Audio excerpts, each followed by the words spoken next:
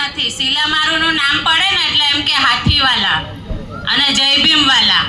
આ અમારી ઓળખાણ છે અને આ અમે મહેનત કરી છે સમાજમાં.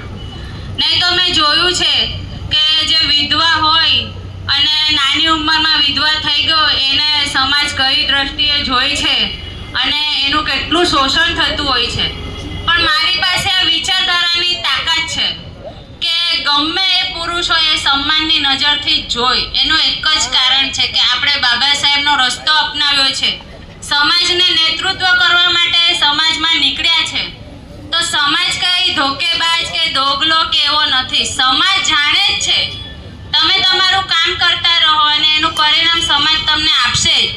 જેમ કે કાશીરામ સાહેબ જ્યારે નીકળ્યા હતા સાયકલ લઈને ત્યારે કાશીરામ સાહેબ એકલા જ હતા, પણ કાશીરામ સાહેબે સત્તાનો તાજ સમાજને પહેરાવ્યો તો એ સમાજે જ મહેનત કરી છે. અને જો સમાજને આપણે કોસશું કે સમાજ સુધરવાનો નથી તો ભાઈ ઘણો સુધરી ગયો છે. પહેલે તમે ગળામાં માટલીને ઝાડુ રાખતા હતા, પહેલે તમે ધોતિયા પહેરતા હતા, હવે તમે સૂટ બૂટમાં આવી ગયા.